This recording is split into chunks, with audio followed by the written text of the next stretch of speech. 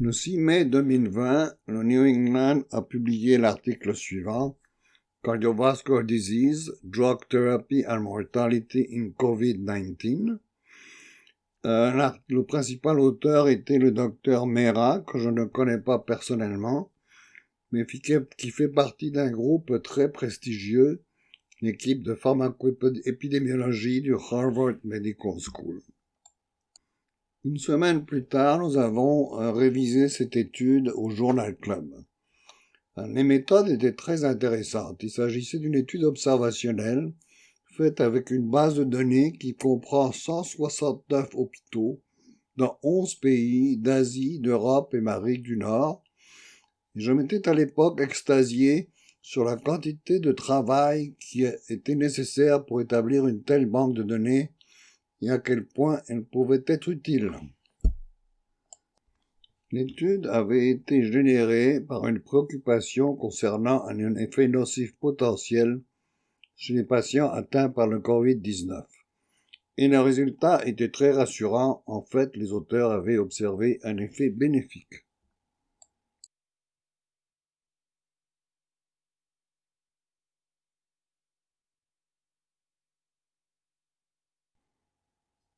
La semaine dernière, le même auteur principal, le docteur Mehra, publiait dans Lancet un article intitulé Hydroxychloroquine and chloroquine with and without macrolide for treatment of COVID-19, a multinational registry analysis.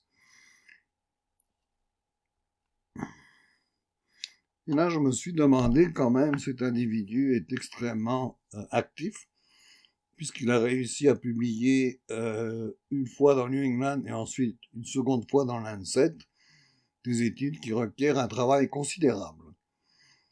J'ai donc contacté son boss à Harvard Medical School, le docteur Jerry Evorn, et lui ai demandé un peu qu'est-ce qu'il en était, puis qu'est-ce que c'était cette fabuleuse banque de données. Il m'a répondu que le tout était sous investigation et qu'il ne pouvait pas en parler. J'étais quand même intrigué par cette banque de données qui, plus j'y pensais, plus sembrait trop belle pour être vraie. Et donc, j'ai été fouiller un petit peu et j'ai réalisé qu'elle était la propriété d'une compagnie privée qui s'appelle la Surgisphere Corporation, Chicago, USA. J'ai donc été jeter un coup d'œil au site web de la compagnie, qui est très spectaculaire, mais j'ai remarqué qu'à date, aucune autre publication n'était issue de cette banque de données, et que donc c'était quelque chose de tout nouveau. J'ai donc continué à lire l'article en pensant que c'était peut-être un candidat potentiel pour le Journal Club. Les résultats étaient effrayants.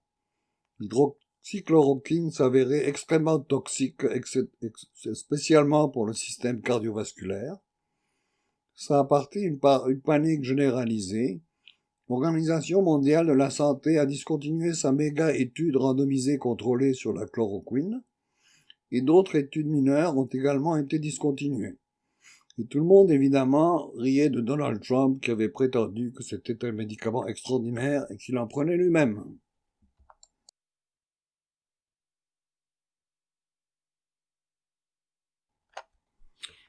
Au fur et à mesure que le doute augmentait, Lancet a demandé aux auteurs de leur fournir les données brutes pour pouvoir refaire l'analyse.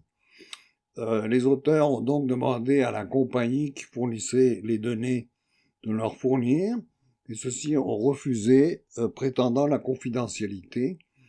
Alors, les auteurs n'ont pas eu d'autre choix, pressionnés par Lancet, que de retirer l'étude.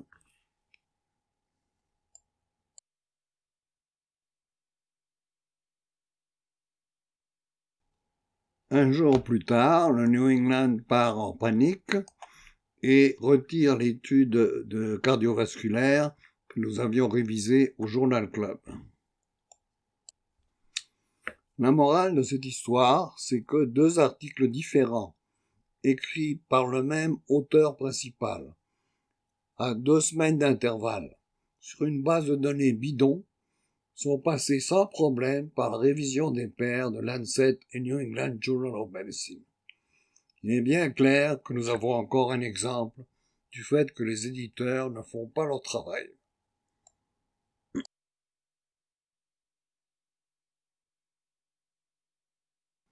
Merci pour votre attention et prenez bien soin de vous. Épilogue, l'OMS a reparti son étude randomisée contrôlée.